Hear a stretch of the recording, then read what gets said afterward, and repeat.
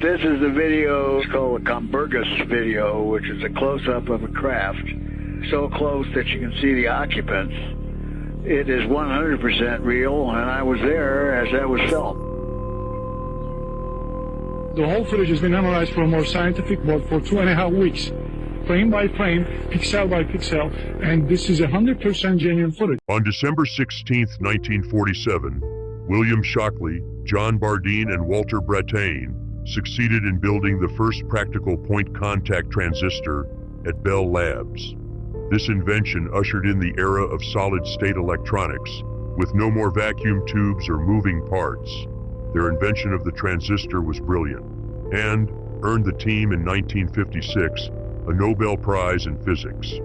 One more interesting piece of history is John Bardeen is the only man to ever in history win the Nobel Peace Prize twice in 1956 and 1972.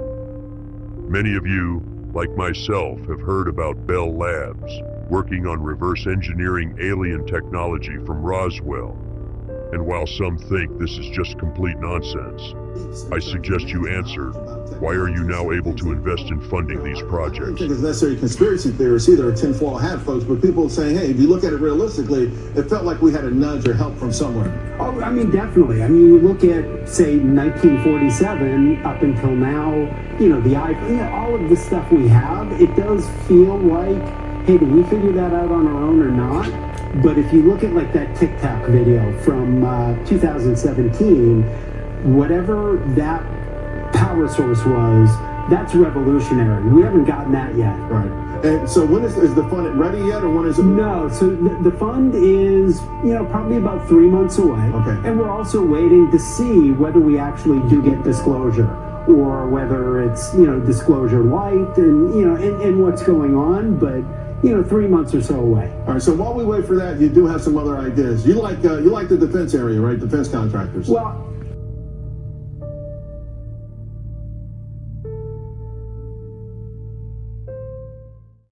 and I think that what happened, they came through the dimensional magnetic field, were thrown out of sequence, and they hit each other.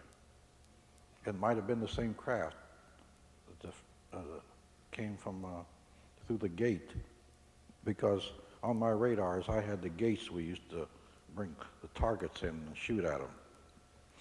And I think there's possibly a gate. Now please don't question me on this or hold me to this. I think they came through a dimensional gate when they hit. And I have other factors that explain some of this.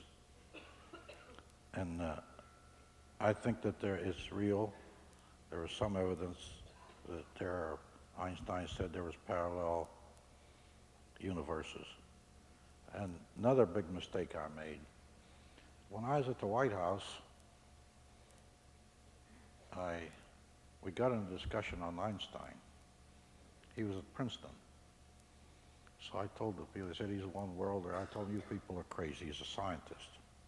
I'm going up to see him. I put it off and put it off, and I never went. I missed out on going to meet one of the greatest brains the world has ever seen. My sequel book to this one, every chapter has at the end of it Einstein's explanation of what I saw. That's not in print yet. At times I get a little discouraged. I figured I'll start a big bonfire and get rid of them. People say, well, you owe this to the world. I tell them, I don't know if I owe the world anything. I went through 3 wars. It was pretty terrible what the world did and what we did. I don't know what I saw. Maybe I owe it to the world. Maybe I'll give it to them. And when I look at you people, I'm not going to burn them.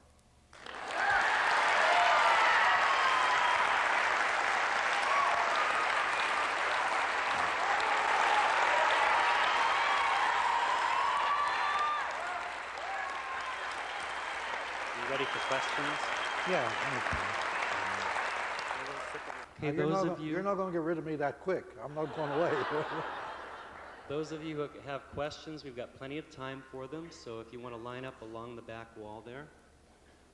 Or if they don't line up, they go, well, just from their seats, if I can hear them, that's all right. I don't mind. We've got Anyway, we've got a procedure here. Okay, anything on, okay, you're the boss. I'm not a colonel anymore, so you give the orders. I'll tell you, people, a strange story. I know because the movie, you heard a lot about the Men in Black. So when I commanded the range in New Mexico, I picked up a trajectory, something crashed in one of my debris area. So I went out in my airplane and I called Fort Bliss to give me a command car because my sedan, the dust came up through it. It wasn't any good. So I had this command car. Maybe you've seen pictures of General Patton riding them. They were high. And with those, I could cut straight across the desert. Sagebrush or desert didn't mean anything. So I had this command car, and I was out in the desert, and I flew out in my little airplane, and I saw something on the ground, and the trajectory, I checked with White Sands and Holloman Air Force Base, and I lied. I told them that I lost one of my RCAS, a radio-controlled aircraft we used to shoot missiles at, which I did. But I was checking on trajectory, and they confirmed it, that what my radars picked up was real. So I went out in the desert, and I came across it. So when I was coming back, I get a call. There were two range riders waiting for me in my headquarters from White Sands. They were range riders. They were White Sands security. So they were in my office. And they said, well, we came to talk to you about your burro, the donkey that I had. I told you about it. And I told them, gentlemen, don't kid me. You didn't come 150 miles to talk about my donkey. What do you want? They said, you were wandering around that range the last 2 days. What'd you see? One of my boosters fell. And they said, you can get in trouble for saying things like that. I can? Well, gentlemen, you're in trouble. You're under arrest. You have the nerve to come in my headquarters and threaten me? I'm the commander here. I just pressed a button. There's 10 armed men around this office. And I got my hand on the 45. You have the gall to threaten me. I'm the commander here. I should do like we used to do in the old days. Undress you naked, tie the hands behind you, and put you on the floor. And have your commander come and get you. I told him, take your guns out and be careful what you do. Put them on this table. I told him, now, call your commander. They called him. I got on the phone. I told him, what do you have here? They had the nerve to come here and threaten me? They're not under protective custody. I put them under arrest. I'm the authority in this area. I'm the commander. And he said, well, I apologize and all. They got over-enthusiastic. Maybe they did. But soldiers don't threaten people. I told Glenn Dennis at Roswell, that captain threatened him. I told him that wouldn't have happened. Any of my soldiers threaten civilians, they'll get court-martialed. Those things don't happen. They pay our salary. We're their soldiers. We don't threaten them. So these two men,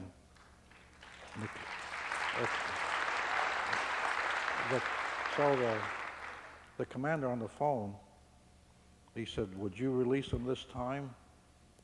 Under one condition, I'll release your two punks, I told him, because I was angry by that time. Don't ever let them set foot in my area as long as I'm in command, because next time it's not going to be that easy. Release them. Now get them out of here. I told them, get out of here, both of you, and don't ever come back here while I'm here. Men in Black. I don't know if they were Men in Black, but that's the only time I was ever threatened, and they paid for it. I figured, after all, at that time I'd been through 2 wars. They weren't coming in my headquarters and pulling that. I didn't care who they were. You see? So this was a funny story. When people talk about the Men in Black, there's no such thing. Sure, there's been threats, sometimes counterintelligence boys get over-enthusiastic. Even the FBI didn't do it. I knew the deputy director, I knew J. Edgar Hoover personally. You don't go out and threaten the civilians, American people. You don't do that. Those things aren't done. I told them, commanders don't tolerate things like that. Maybe sometime somebody down below gets over-enthusiastic, but he has to answer for it if he does. So that was my experience with the nearest thing I know about Men in Black. I never knew they existed. And I've been on the highest areas. I had the highest clearances. I was an intelligence officer. Security is my job. It doesn't happen that way. Those are just movie stories. My co-writer there, one day he sent me a list of questions, and I got angry at him. So I called him up on the phone, and I told him, quit watching X-Files. It's not like that. I told him, there's no files like that in the Pentagon. I told him, quit asking me that baloney. I don't answer those questions. They don't exist. Doesn't do that. I told him, stay off of that TV when you talk to me. So, you see, those things, a lot of the people gather those things from the movies and the things that happen. It's not that way at all, especially if you're on inside and know. People like me, we won't allow things like that to happen. After all, we're talking about the civilian public. I was drafted in the Army. My soldiers were real proud. They used to tell the other people, our old man was a GI once, he understands. And my own soldiers used to say that. After all, I was a civilian for many years. And those things aren't done. When you read about Men in Black, don't think, it doesn't happen. And I know from where I was. So, when you hear those stories, enjoy the movie Men in Black, but it's fiction. It doesn't happen that way. Yeah. First question. Thank you very much for coming and sharing with us. I too am an avid fan of Art Bell, and I heard you on his program, and I think shortly after you had been on there, Art Bell had received some information about us not being able to go back to space. This was shortly after John Glenn was announced being able to, go back to space and maybe a project heading back to the moon. He got information saying hands off, no more exploration of space. Can you enlighten us more on what's happening out there? Why we're not allowed to explore or go away toward the moon? Go towards the moon? Well, we're not supposed to. It's been like a hands off, no more exploration. Well, I knew a lot about NASA. And in my opinion, and I've discussed this many times, did we get scared off? Did something happen up there that scared them off? I think something happened. Project Horizon that we perfected, and we let them think that we were aiming at the Russians. We weren't. We were aiming at military colony on the moon to protect us from other aliens. I was head of the Foreign Technology Division, but that foreign word didn't mean other countries on this world. It meant other worlds too. And we had the motto, if they're enemies, we're not going to take the chance that they're friendly. Just in case, we're going to be ready. The Project Horizon, the military on the colony on the moon, was aimed at just that. There was a presence up there. The astronauts saw them. They were watching them. Soviet Union went to Mars, a probe. The probe was destroyed and fell. The Soviets got angry. They think that it came from Phobos, the moon. That moon on Mars goes the opposite way. It shouldn't go that way. It's an opening. Is it a base? The Russians decided to hit it with laser. Laser weapons that we perfected need no lead time. You aim at an airplane, it reaches there instantaneous. It travels 180,000 miles a second, and it burns right through. So the Russians decided they were going to hit Phobos. We stopped them.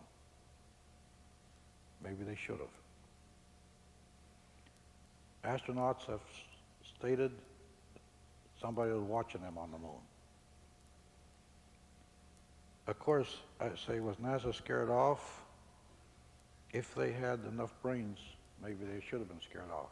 But I don't think that their whole system was that good to even think that way. And the explanation of that is very simple. I went to General Trudeau one day and I asked him, General, how do you fight stupidity? General Trudeau said, I don't know, Phil. When you find out, let me know. Is this what happened with NASA being, were they just too stupid or were they scared off?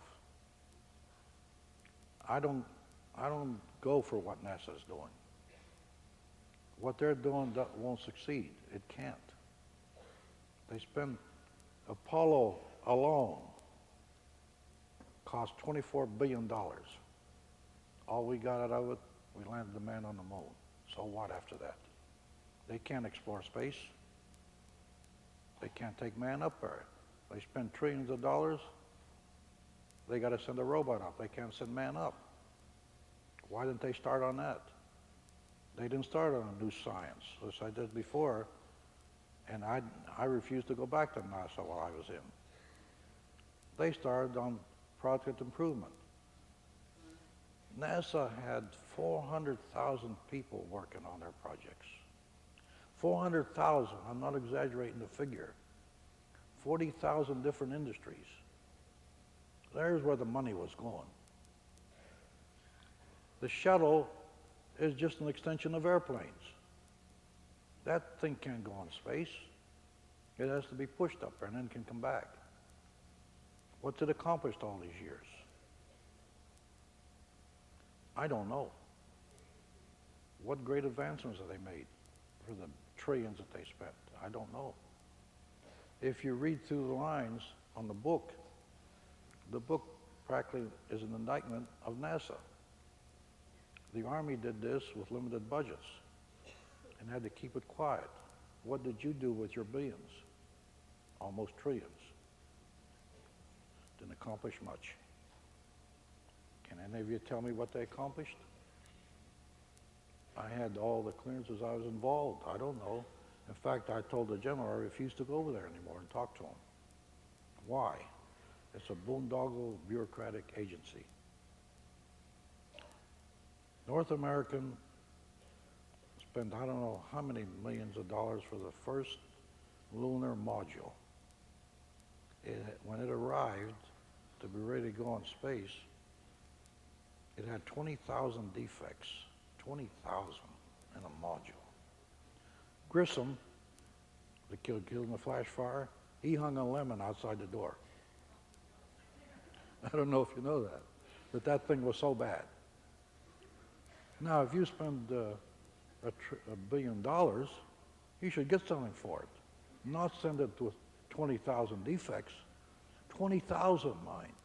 Can you imagine that figure? What were their engineers thinking? Why, I tell them on things like that, if I was involved in anything like that, General Trudeau would have thrown me out of the top Pentagon window. You don't operate that way. Now, why are they operating that way? They're approaching it wrong. You can't improve what we got. This is a new science we're up against with the flying saucers. Where do you go for reference? There's no reference material. Where do you go for background? There isn't any. Who can you talk to? Nobody knows. It's a brand new science. You got to start from zero and start working up because you're constantly confronted by state-of-the-art. State-of-the-art sometimes costs a lot of money to overcome. But when you're in this new science, you're hit with state-of-the-art every day. I used to be in a situation, I used to go out to industry and check the contracts. In the military, in our research and development, people don't know this, we gave out contracts which were R, D, T, and E, research, development, test, and evaluation. when we perfected, or wanted something perfected, and started to be built, we gave out the first contracts. It wasn't procurement, it was us. So I had to go to I had the job of going to industry and checking the first production line item. At least 50% of the time, I didn't accept it. I used to tell them, big industry, Fortune 500 people, I used to tell them, that's not what we contracted for. Well, if we did what you wanted, we'd go broke. You bought in on the contract, didn't you? No more cost overruns. Well, some of these executives and CEOs, they started to hate my guts. One of them told me one day, we're going to report you to the general. Please do. I'll call him for you. In fact, I'll tell you what I'm going to do. I have authority to cancel you right on the spot. I'm not going to do that. You know why? I'm going to arrange a conference with you and the general. You come and plead your case, and I'll be standing sitting there too. And you better come out with the right things. No more of this cost overrun baloney that you think that we'll finance you no matter what you ask for. Those days are finished. We've dispensed in my day $2 billion. That was a lot of money. Yet I was always fighting the state of the art, cost overruns. And I wasn't too nice about it. I used to cancel their contracts. What was I going to do? Go along with them? NASA, they don't bother canceling contracts. Civilian organization. Up to 1958, we were in charge of space, the Army. 1958, they took it away from us, and they created NASA. They tried to strip everything from the Army. They didn't like us. That was the days of all the talk on civilian control. They wanted to wipe us out if they could. They didn't like us because they couldn't control us. And we weren't about to be controlled by those bureaucrats. So this is the answer, I think, to your question. I don't know if we were scared off or it was stupidity. I think we were scared off. We didn't know what to do. We perfected Star Wars for that reason, so that we could hit them. We didn't want to look helpless if they did. They performed covert acts against us. They brought down our planes. Wien von Braun said they knocked some of our missiles off track. Did they do it by design or by chance? I don't know. But we didn't take any chances. If they did it by design, we wanted to be ready. So the motto was, just in case, we're going to be ready. We're going to show them that we have weapons, and maybe the laser, that's what it was perfected for. But we had to be careful, the laser. It came into existence 1960. We had to be careful with laser weapons. If we exposed a laser in this crowd, it might have blinded everybody in here. It was so powerful and intense. We had people working on it, and they used to say it looked like our eyes were going to pop out of our heads. It was dangerous. It was a dangerous weapon. But we perfected one, a rangefinder. And then we perfected also the cataract remover, which is laser. I had a little instrument, about this long. It could cut through, and one ray would even reject cells in the human body. It would reject them. It wouldn't cut through the cells, and then it would sear. I had this little thing. It came out of Roswell, and typical again, I didn't know what it was. I couldn't even activate it. Finally, I took it to our laboratory, and it activated. It was a laser. A wonderful instrument, way advanced at its time. Then I sent it to Fort Monmouth, our electronic laboratories. So I guess that's the answer I got to give you. That was a lengthy answer. I wish I could give you a more definite answer, but I don't know. Thank you.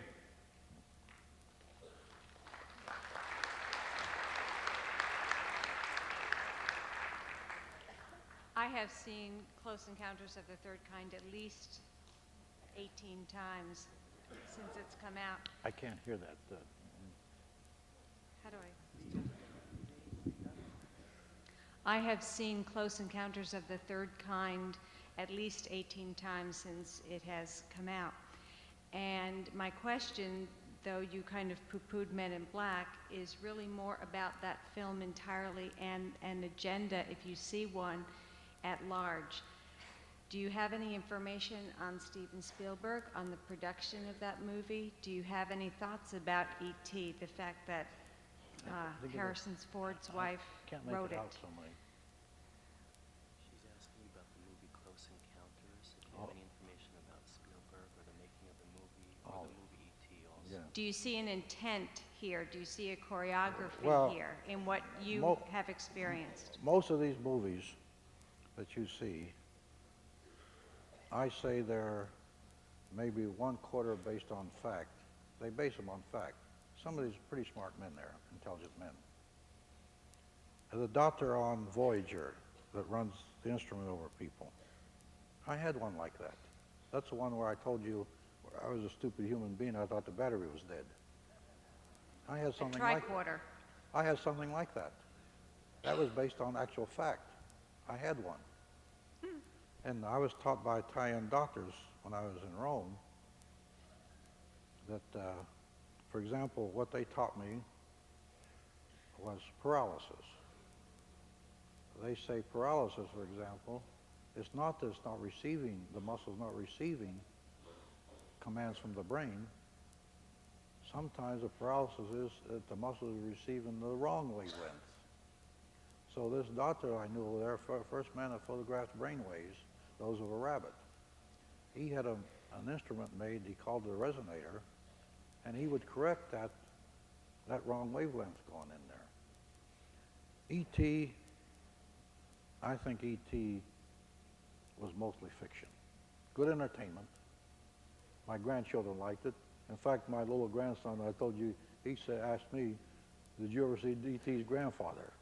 So it impressed him. No, E.T. was mostly. In Close Encounters, there was a lot of fact.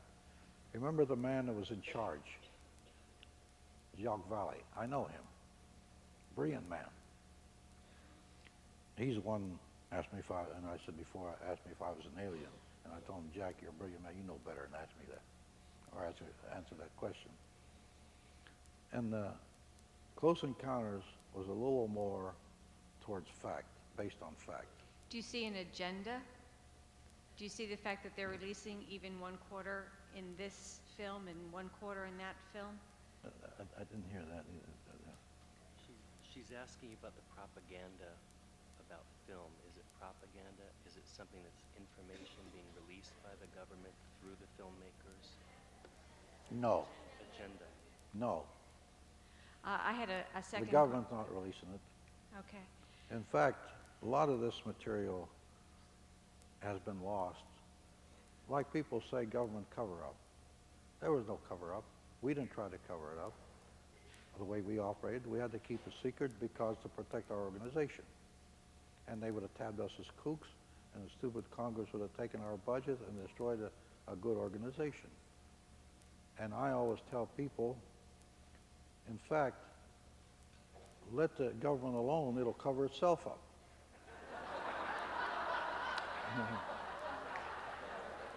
I had an experience lately on that.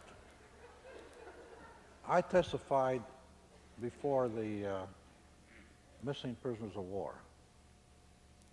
I actually was in charge in Korea. I was on MacArthur's staff, and one thing I was in charge of was prisoner of war camps in enemy territory. So I was called in front of the Senate committee and the House committee to testify. My son asked me, why are you doing that? I told him, well, just come with me sometime and look at the faces of the families whose sons and fathers these were, and you'll see. I told him also, I was with a lot of these men, and we abandoned them. And I told the Senate, it amazes me to think that people like Scowcroft and Kissinger get up here in front of you and say that they didn't have any information on this. I personally send the information at least twice a week over teleconference from Tokyo. 2 days ago, I got a call from a Navy commander, highly decorated Navy commander, a good friend of mine, fought in 11 campaigns. And he's on his POW question. He asked me if I saw the New York Times article. I told him, yes, I saw it. He said, did you read what they say? Yes, I read it. I wrote that report in 1952. And yet they said they couldn't find it. There was nothing there. They didn't look for it. They didn't want to know. And let me tell you what happened with President Eisenhower. I was called, and went with C.D. Jackson, President Specialist, to see the President on the prisoner of war question. And newspapers twisted around and said that I discussed with President Eisenhower to cover up the prisoners were there. Wasn't true. The President told me, if I'd have known this, I would never have signed the peace treaty. General Clark wanted to start the war all over again to get our prisoners. I was at Panmunjom. I was a member of the truce delegation. I sat right there, and these men, when they were coming back, I greeted them, and I told the Senate, who else can say this? I was on the ground. I was told there were 500 sick and wounded 10 miles from there. They asked me, who told you that? I got the first from a Korean colonel who was on our delegation. The second information I got from our own men being exchanged coming across, our own soldiers. They never gave one of those back. I wrote this up. The Chinese general broke a pencil in half when he heard this. He thought it was going to affect the truth of it. None of those boys returned. They were all killed or died. They were sick and wounded. I sent those reports in myself, yet the higher-ups said that no such thing was there. This is the same thing that happens on the flying saucer. The government is such a vast organization that things get lost, get thrown away, no interest, people don't want to be bothered. You'd be surprised what happens in the government. I used to be surprised. I had a high official, I used to meet him once a week, and he used to drink and get angry. He said, some of these high officials are so damn dumb you can't even imagine. I told him, don't tell me, Bob, I'm at the White House. I see him every day. And I'm telling you, I heard some things on the National Security Council that I used to stand there and listen, and I figured, it can't be, I can't be hearing this. They can't be that dumb. But they were. And I had to sit there and listen to this. So you say the reports, they were there, but they didn't care. The flying saucer was the same thing. They already had started to label anybody that talked about flying saucers. They're kooks. Now, when I was in research and development, strange to say this, we worked that to our advantage. We encouraged the skeptics and the critics. Why did we encourage them? The more they screamed and hollered, the better we liked it. Because the government came up and said no such thing does exist. How could we perfect something from something that didn't exist? It was perfect for us, so we encouraged it, because we knew what our opposition was like. So we liked that. Was it a cover-up? Not in the sense that people thought that somebody deliberately said cover it up. It didn't work that way, unfortunately. The government doesn't work like that.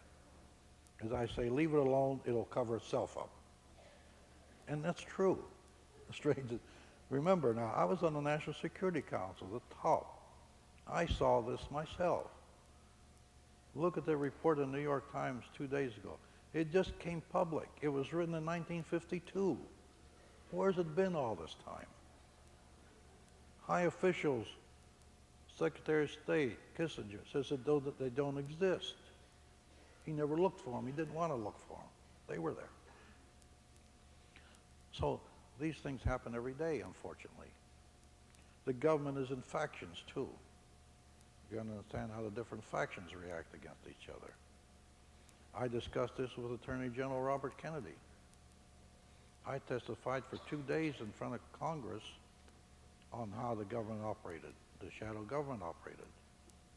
And I told Robert Kennedy one day, I sat in his office, he was Attorney General, and I told him this direct, Mr. Attorney General, if you and your brother think you make policy, you're sadly mistaken, you don't.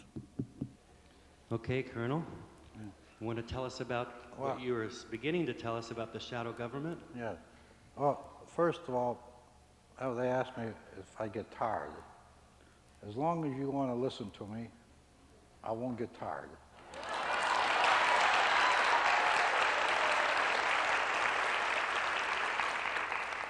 When I look at an audience like this, I'll go all night if you want me to.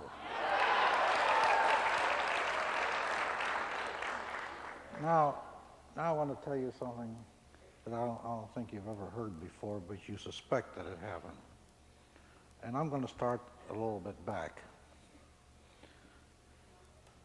During the end of the Korean War, I was on the truce delegation at Panmunjom in Korea. We were negotiating the return of sick and wounded prisoners and our prisoners. And I was one on the delegation. One night, my roommate, tent mate actually, he was a Marine colonel, and he asked me, he said, "What's the matter with you, Corso? Can't you sleep tonight?" I told him, "No." I told him, "You hear those cannons firing? That's Pork Chop Hill." I never knew that General Trudeau was the division commander, my old boss later. He told me later, he said, "Phil, those attacks up there," now he was the type of man that he told Ridgway, either get my men out or I'm going up there with them. He took his helmet off with 2 stars on it, put a sergeant's helmet on, and went up and fought with his men. Major General. That shows you why I liked the man. So my tent mate said, "Can't you sleep?" I told him, "No. What I think about those traitors back there that are given what we're going to do, and when we attack, are passing it to the enemy from Washington. They know every time we attack, and we lost a lot of men. I hope to God he puts me in a position where I can find them, who they are." I never had the good Lord ever answer my prayer so fast. Next morning, General Harrison, the chief delegate, Lieutenant General, called me. He said, "I hear Admiral Daniel told me you have your orders to go home." I told him, "General, I've had them for 4 months." He said, "Where's your family?" I told him, "Call them, you're coming home." He said, "We might be here forever." Now, General Harrison, never once did I walk in his tent that he didn't have a Bible open on his desk. It's the type of man he was.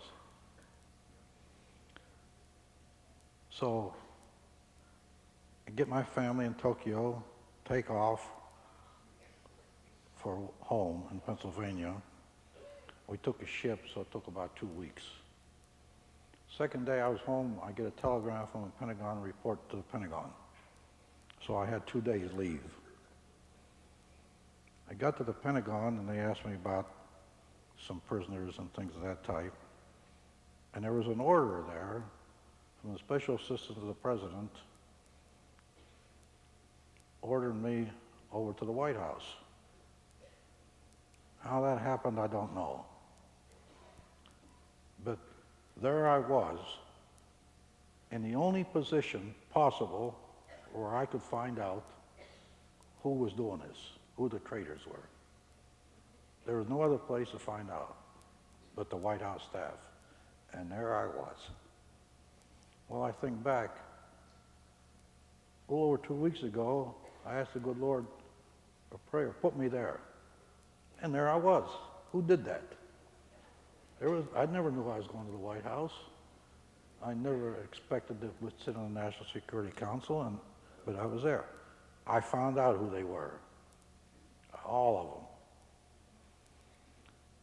So in 1962, I was called, a man came to my house, the deputy counsel of the Senate Internal Security Subcommittee. He wanted me to testify on my 4 years at the White House.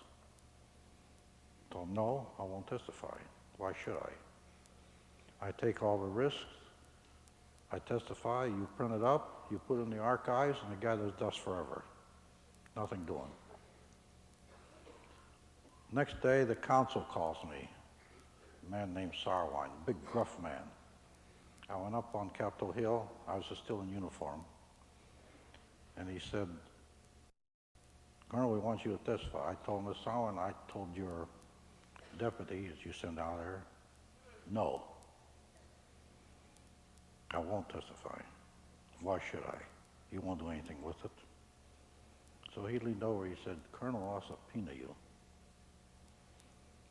So I told Mr. Sarwine, go ahead, subpoena me, but you sure as hell can't make me talk. And all at once he started to laugh. And I was friends with the old boy until he died after that. Many years later, he started to laugh, and I figured, what is he laughing? This is not funny. But he said, I was told that you'd say something like that. He said, man like you always wants something. You remember the EBI, the human terms? I asked you, what's in it for me? I told him, yes, Mr. Sarwine, I want something. What do you want? That you promise me you'll put my testimony in the hands of the Kennedys. Let the chips fall where they may. That's my terms. That's all. Come up tomorrow. Next day I come up, he takes me to Senator Eastland, chairman of the Senate Judiciary Committee. Tough senator, good one. Eastland said, I heard your terms. Colonel, I promise you I'll put it in their hands personally. I told him, Senator, call your committee together. I'm ready to testify now. And I testified for 2 days. About 2 weeks later, the counsel of the Department of Defense calls me, and he was sort of shaky. He said, I just got a call from the Attorney General. He wants to see you. And of course, those bureaucratic counsels like that get scared when they hear the Attorney General was Robert Kennedy. So I went up down to the Department of Justice and went and walked in his office. And I was still in uniform too then. So I walked in, he asked me to sit down, and I told him, Mr. Attorney General, if you and your brother think you make policy, you're mistaken. I thought he's not going to take us too nice. Instead, he said, yes, I know that. I've been going through your testimony. I realize this. You and I have a lot to talk about. There was 2 volumes on his desk in my testimony. Eastland kept his word. And we became great friends after that. Now, there was a system. They actually went after General Trudeau also because of me. The government had created a system where OSS split up. Part of the OSS, and I never did like them. I was even enemies with them in Korea, and I was enemies with CIA all my life. Outspoken, this wasn't hidden. And it really got them when I ended up at the White House over top of them. They said the bad penny always keeps showing up, they used to say. They couldn't understand how I got that position. I didn't understand myself, so I couldn't tell anybody. So when they organized CIA, at the State Department, they had the policy planning staff. At CIA, they had the Board of National Estimates. Now, what I'm telling you is hardly known even to professors on the government. An organization, a system that I admire them. It was so cleverly and so well done. It could only be uncovered by an intelligence officer, a trained intelligence. So well was it done. The system was that the State Department would write a paragraph to them, their own people, on what policy, new policy to create. And CIA would go ahead and make what they called a national intelligence estimate. These were always top secret, all of them.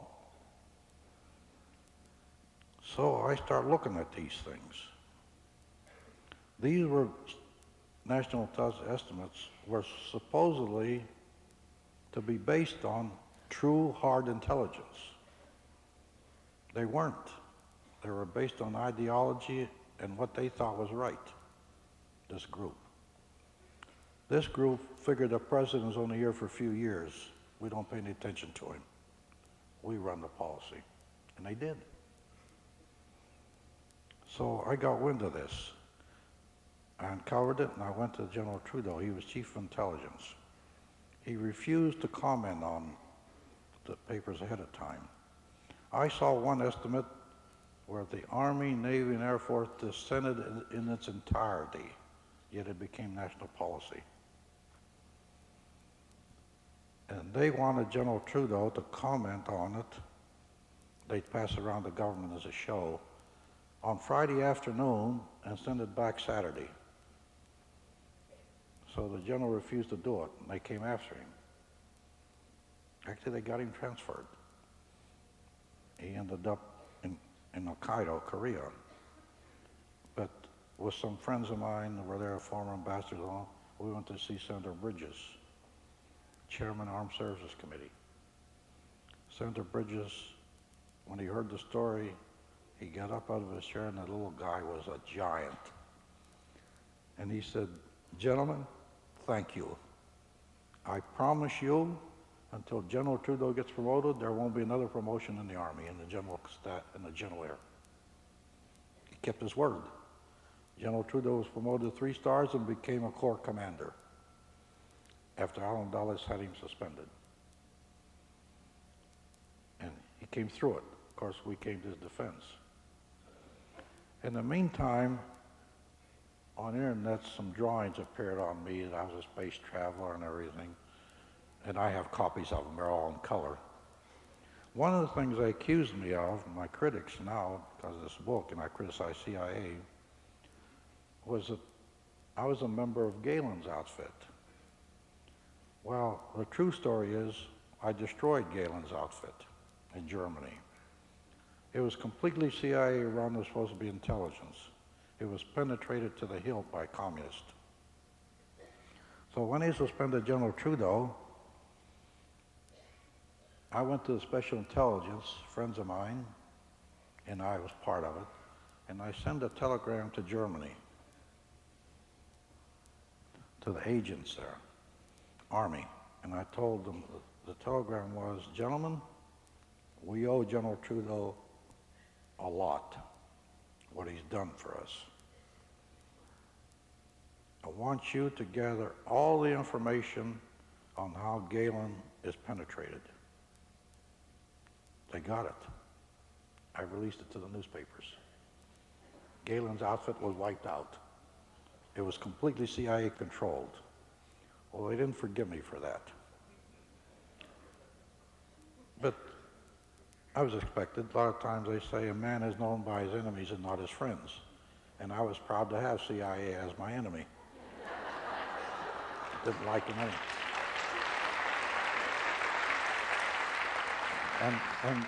And by the way, I used to tell the higher ups of CIA this personally. It wasn't that I'm just telling you, and I didn't say it in Washington. This was known, and I said it out in the open. So then we started attacking the Board of National Estimates, the basis of policy. All the policy, and when I testified, Senator McMain said that he doubted that. I told him, "Senator, you better believe it." And I start quoting policy and the numbers. the top secret papers. He got up and walked out. He knew that I was opening up the Pandora's box. You want to know the policy? I'll tell you what it is. And all the presidents were guilty. They didn't know any different. The policy invariably favored the communist, Russian communist. They were good people, don't be strident, and all that was in the policy. Our enemies, who said they were going to destroy us. So when I testified, Senator Keating asked me, are these people you're talking about? And I had the names of every one of them. Communist? I told him, Senator, I don't deal in labels.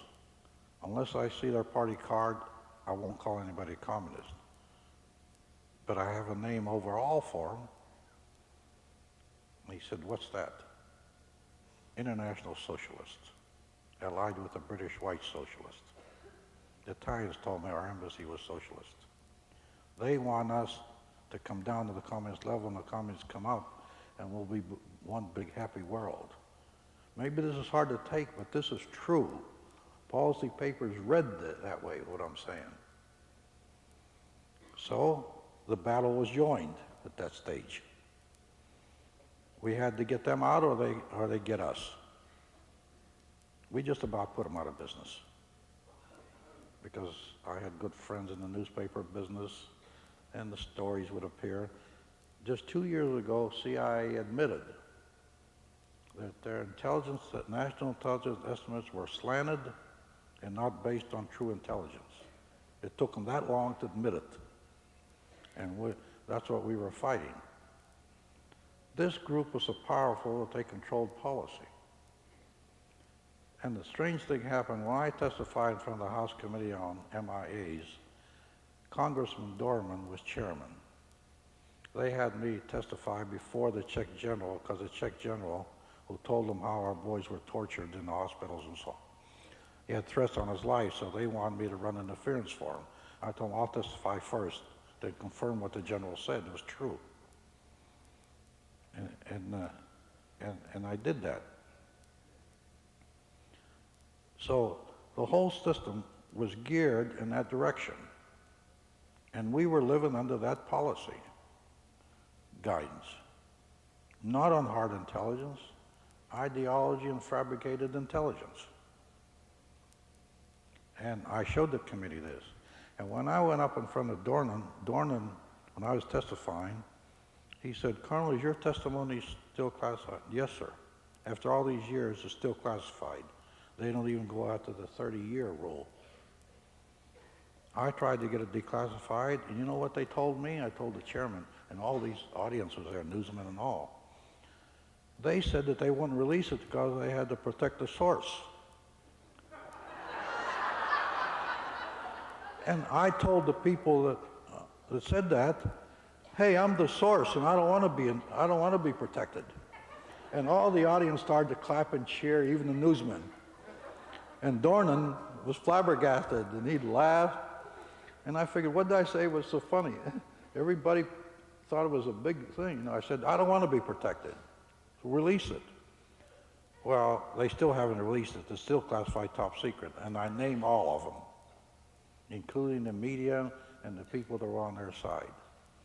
This was the government that we were under. It wasn't run by the president. They didn't pay any attention to him. Robert Kennedy admitted that to me. We became great friends. So he proceeded to set up the Special Group Counterinsurgency. That group took away the authority from CIA. He was shot. And I still to this day figure, did I have a hand in his assassination when I convinced him to do that? I don't know. But anyway, he took that on my advice. And actually, we became good friends. I wish he'd have become president. He wasn't like Jack.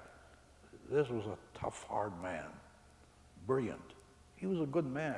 I think Bobby Kennedy would have made an excellent president. CIA wasn't pulling the hood over his eyes. The other presidents, a lot of them were too busy to recognize this and what it meant. I actually saw national intelligence estimates which said, let's give all our secrets to the Soviet Union so they'll trust us. I think, geez, imagine things like that, give them all our secrets so they'll trust us. They said they were going to destroy us. It almost became a religion to these people. And I say, I'm glad I had a hand. I uncovered it because of my training. I was very fortunate. I was put in that position. And I think we changed it. And I even briefed President Eisenhower. So I'm very proud of that. I think I had a hand in doing it. And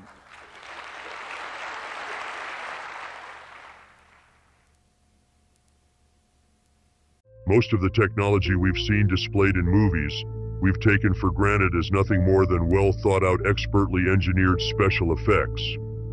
Many of you remember the 1987 movie The Predator, which featured a self-cloaking alien. One can't help but think about the Las Vegas UFO crash incident that happened on April 30th, 2023, which featured a young man named Angel Kenmore calling 911 in regards to 8 to 10 foot tall creatures in his backyard after claiming a UFO had crashed in it. This case, which included actual police body cam footage of the object falling from the sky, was in the news spotlight for a very short time. Then just recently, Scott Roeder, veteran crime scene reconstruction analyst, who has testified as an expert in some of the most highly publicized criminal cases in the world, broke down the video Angel's family had made frame by frame. In this Fox 9 article, he states that there are at least 2 beings using some sort of cloaking device that landed in the Las Vegas backyard. He then said, and I quote, "At this particular time, with what we've seen here, is proof of a couple of things. That these entities are real. They're there. This is not fake. This is not a fraud." For those of you not aware of projects the military are working with, I now leave you with the latest technology in cloaking camouflage.